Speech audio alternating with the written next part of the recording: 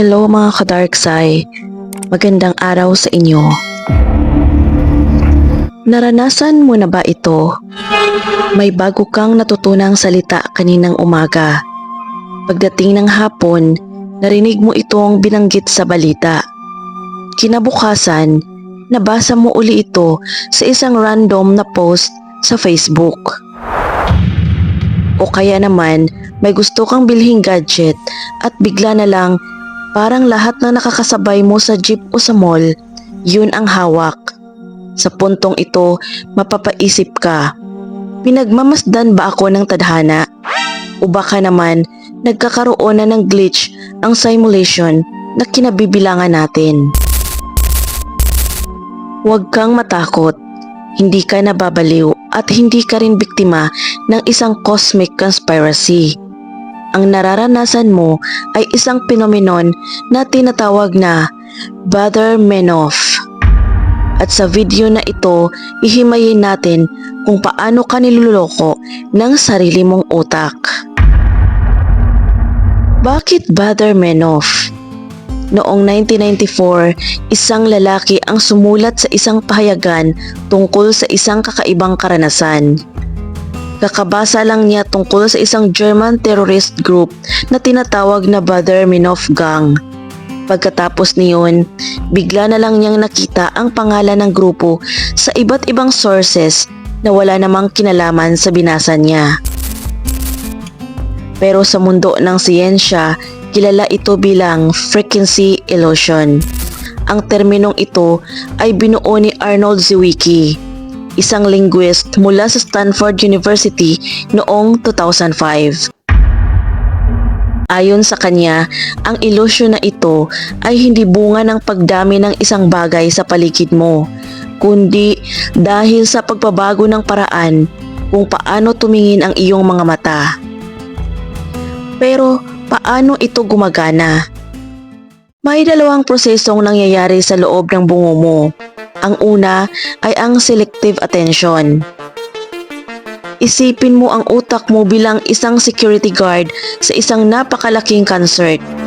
At bawat segundo, ang mga mata at tenga mo ay nakakatanggap ng mahigit 11 million bits ng impormasyon. Kung ipopress sa lahat, yan ng utak mo, sasabog ang sistema mo. Kaya ang solusyon, mag-filter. Hinahayaan lang ng utak mo na dumaan ang mga bagay na boring o routine. Pero sa sandaling bigyan mo ng pansin ang isang bagong impormasyon or halimbawa, ang itsura ng isang Tesla, sasabihin ng utak mo sa guard, "Hoy, importante ito, hanapin mo to sa crowd." Kaya ngayon, bawat Tesla na dadaan, naka-highlight. Sa paningin mo na dati pa silang nandoon pero ngayon lang sila pinayagan ng utak mo na makapasok sa kamalayan mo. Naintindihan nyo? Ang pangalawang sangkap ay ang confirmation bias. Ito ang dahilan kung bakit pakiramdam mo ay himala ang nangyayari sa tuwing na makikita ang bagay na yon. Sasabihin ng utak mo, ayan na naman. Patunay ito na dumadami sila at samantalang ang libu-libong beses na hindi mo nakita ang bagay na yun, kinakalimutan niya ng utak mo. Binibilang mo lang ang hits pero binabaliwala mo ang misses. Dito na tayo papasok sa dark side ng topic na ito. Kung ang utak natin ay madaling i-program para makakita ng patterns, paano ito ginagamit laban sa atin? Sa mundo ng marketing, ito ang ginagamit ng mga algorithms. At kapag nag-search ka ng isang produkto, lilitaw ang ads nito sa feed mo. Dahil sa Baader-Meinhof phenomenon. Iisipin mo, sign na siguro ito para bumili ako. Kasi kahit saan ako tumingin, nakikita ko. Hindi yan sign. Yan ay sinadyang psychological trap. So sa mas malalim na aspeto, ang frequency illusion ang pundasyon ng mga conspiracy theories. At kapag naniwala ang isang tao sa isang pattern, kahit gaano pa ito kaabsurdo, magsisimulang maghahanap ang utak niya ng evidence sa paligid. At dahil sa frequency illusion, siguradong makakahanap siya ng patterns kahit sa mga random na pangyayari. Ang Bader-Meinhof phenomenon ay nagpapaalala sa atin na ang realidad na nakikita natin ay hindi ang buong realidad.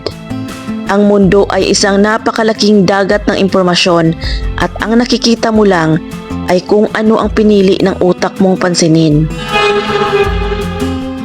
Kaya sa susunod na makita mo ang isang bagay na paulit-ulit, tanungin mo ang sarili mo, tadhana ba ito o baka naman sinasabihan lang ako ng utak ko na wag nang pikit mata sa mundong ginalawan ko. Anong salita o bagay ang huling humabol sa iyo nitong mga nakaraang araw? I-comment mo sa ibaba at baka pagkabasa ko ng comment mo, makita ko rin yan mamaya.